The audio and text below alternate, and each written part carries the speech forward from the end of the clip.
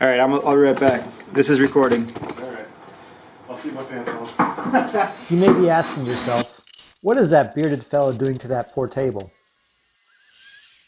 That grizzly bear of a man over there with the manly Pikachu shirt is my buddy Greg. He's the woodworker that YouTube deserves, and maybe needs. And we are doing charity work, okay?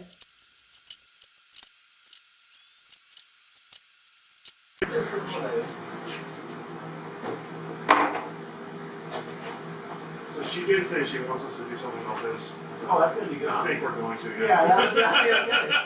That table, circa 1970 something, with its faux oak veneer, is going to get a makeover. And we are the two fellows that will be applying the makeup. We had strength concerns, so we are attaching a piece of half-inch plywood to the underside. You might have guessed the plan here. We are routing out the middle of the table to make room for a custom design. Which is why we were pretty amused when they asked if we had sanding paper or something to take care of some old gunk on the table. Pretty sure that this 2-inch carbide bit will get rid of that smudge for you. Oh, you subscribe to that old adage of measuring things. Well, once I screw up once, yeah. All the new chop saws and the table saws. Getting some saw envy. Yeah, jealous. We're plugged in. What about that? Is that thing got a little flip switch on it? A rocker switch? Is that on? I don't know.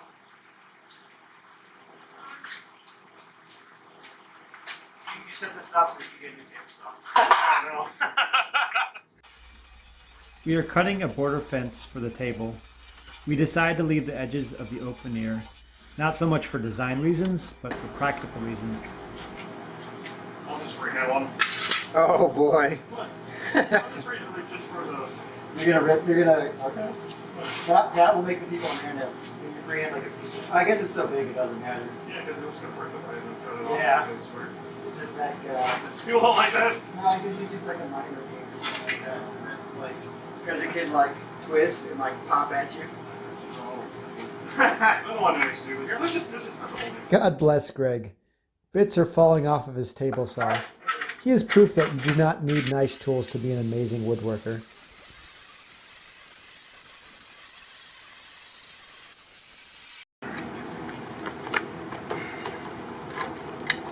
Yeah, look at the saw, man. Like all the safety features are gone, man. Yeah. Like the plastic shield and all that stuff.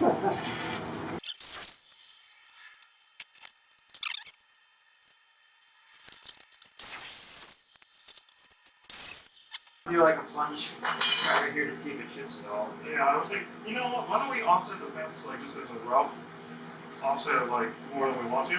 Yeah. We'll try it and see how it looks. Just on this one side. Yeah. Yeah. Okay. Trial run. I'll just put it right at the edge of this. Make it longer. Then we can see if we need to go to like extraordinary measures, like putting a piece of wood on top of Yeah. it. You know, I bought these and they work okay with something. It's like Yeah. What brand is that? That's like Stanley. It's yellow. Wolf.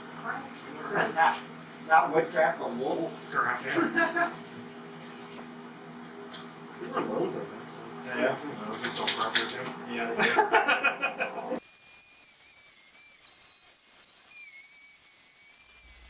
With our clamped down fence as a guide, I'm routing out just the edges of what will be the frame for our design.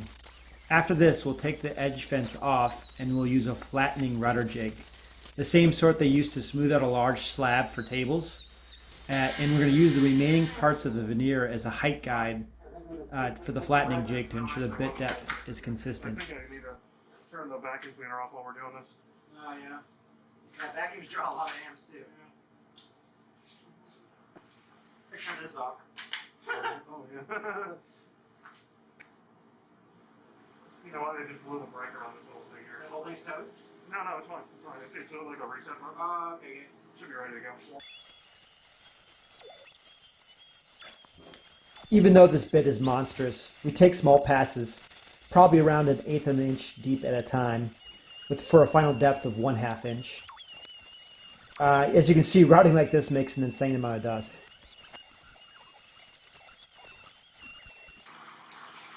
So yeah, when we got this table, she was worried about this spot. She was gonna put some glue gun on it. We're gonna take care of it.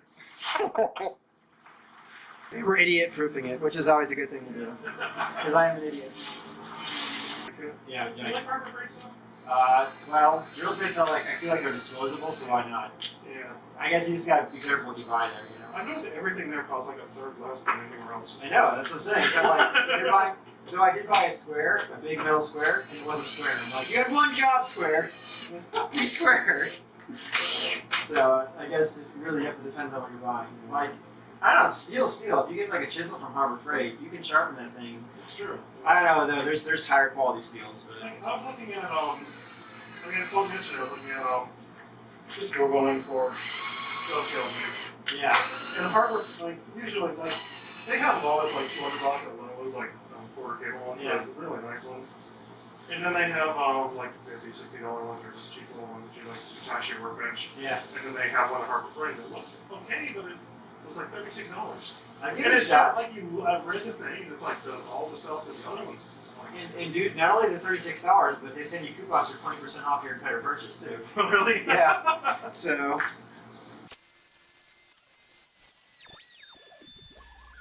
We attached little guardrails, or as I like to call them, dummy bars. This prevents us from sliding the jig too far over. And up above, inside the jig, we carpet taped 2 blocks of wood as stops for the router. This way we only had to worry about going too far north and south, and we idiot-proofed east and west. It was at this point I looked up and saw that a brutal thunderstorm had just hit. I let Greg know so we could close the garage. Is that gonna hit? What?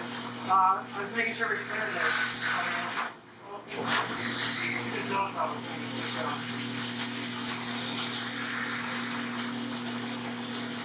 All right, are we good?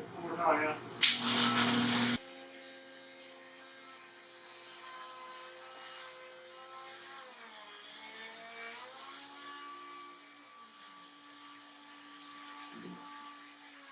And then later, as we were routing, this happened. Florida.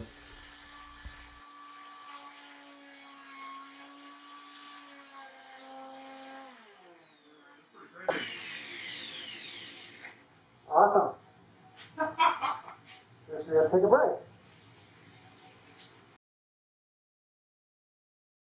Got the slats that we're gonna use, but we're gonna cut them up to final size. Guess we just put them in here to get a rough estimate of how much wood we need. We're doing practice cuts on the curves. Not that this side matters as much, but Greg had a good idea to use the router bit. Just trace the router bit to get the size of that curve.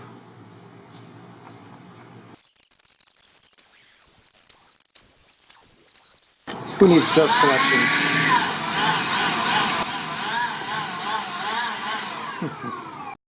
Don't you dilute these or something? Yeah, that's what we do. That's what I do. I put some water in here, put a little bit of water in, a little bit of paint, mix it up until it's kind of like really liquidy, and just brush it on. Let it sit a few seconds or minutes, whatever you think, wipe it off. If you like the color, we just keep it. If not, we can do it again, let it sit a little longer, or just flip it over and do the other side when it's too dark. These are acrylic paints. Yep. Matte finish. Matte finish. This is going to be our little sun. Our happy little sun poking up. Horizon right behind the hills. What color we want that to be. I don't want it to be total red, but maybe just more red than the rest of it. You know me, man. I don't do colors.